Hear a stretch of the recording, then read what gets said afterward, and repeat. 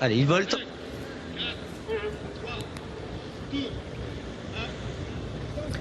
Et ils sont partis dans cette 8e course, le prix général du Pommeau avec le numéro 15, Idyll Express, qui est bien parti. On a également Imoko Giblo qui a pris un bon départ, tout comme d'ailleurs Jimmy Ferro BR, le numéro 5, qui est bien parti. Et on note également la présence bien placée d'une casaque orange, c'est Indigir, le numéro 14. Ouais, pas mal parti effectivement, mais devant Imoko Giblo a tout de suite pris la tête avec Corentin Gourgan, le seul apprenti de la course, alors que le favori tombe 2, 3e position, Cool Chronos avec un bon départ également pour Idyll Express. Ilaya qui est parti sur un petit temps de galop se retrouve en dernière position alors qu'on aborde le tournant. À l'arrière également Isofou Duchesne, le numéro 2, alors qu'on voit à l'extérieur Iron Jet qui est en train de progresser, la casaque de l'écurie Hunter Valley qui va venir peut-être essayer de se placer parmi les premiers. Faute de l'as, Global Chicha qui se retire.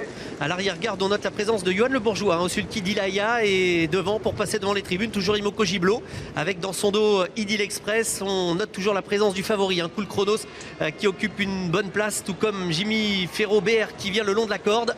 Et quelques attaques à l'extérieur donc pour se diriger vers la descente, mais un peloton assez compact. On a également côté corde Impérial Bourbon. À l'arrière du peloton, le numéro 7 Iberica. À l'arrière également Isofou Duchesne avec Ilaya qui est toujours en dernière position. Le numéro 1 a été disqualifié.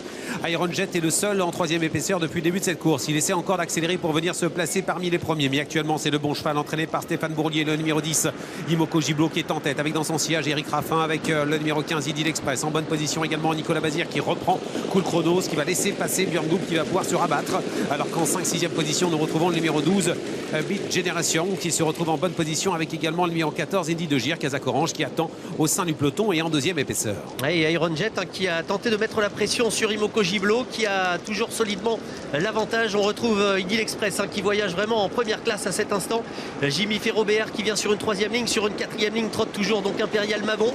Et Iron Jet qui se retrouve toujours le nez au vent. Quant au favori, Cool Chronos, il attend derrière les premiers, ça se passe plutôt bien. On note également la présence de Beat Generation et également d'Indigir qui patiente en milieu de paquet. On aborde la montée maintenant avec Cool Chronos qui passe à l'attaque, qui va venir se placer parmi les premiers. Imoko Giblo est en tête et Björn Goop qui a fait un effort important commence à rétrograder avec Iron Jet à l'extérieur. On vient avec Beat Generation qui est en train de se rapprocher, qui passe maintenant à l'extérieur en 3e position. Cool Chronos est venu se placer parmi les premiers. Nicolas Bazir ne force pas trop et en dehors il y a maintenant Indy de Gir qui vient, le numéro 14 casaque orange qui vient facilement. Il se fait ramener sur un plateau d'ailleurs son partenaire Gabi Gilormini qui vient maintenant 4e alors que Franck Nivard se retire.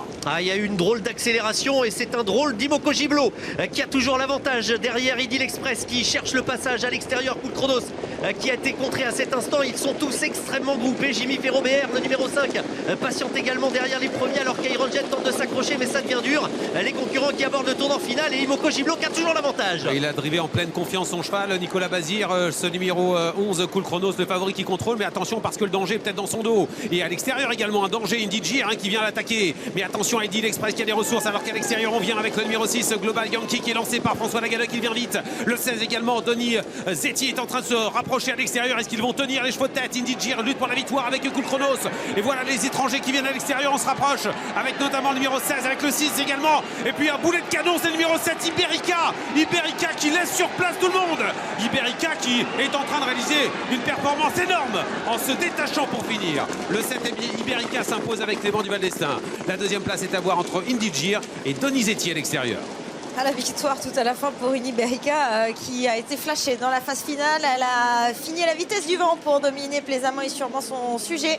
Pas eu besoin pour Clément du Val-d'Estaing de lui tirer sur le débouche-oreille. C'est une victoire très facile enregistrée par cette représentante de Thierry du Val-d'Estaing qui domine assez sûrement derrière. Certainement peut-être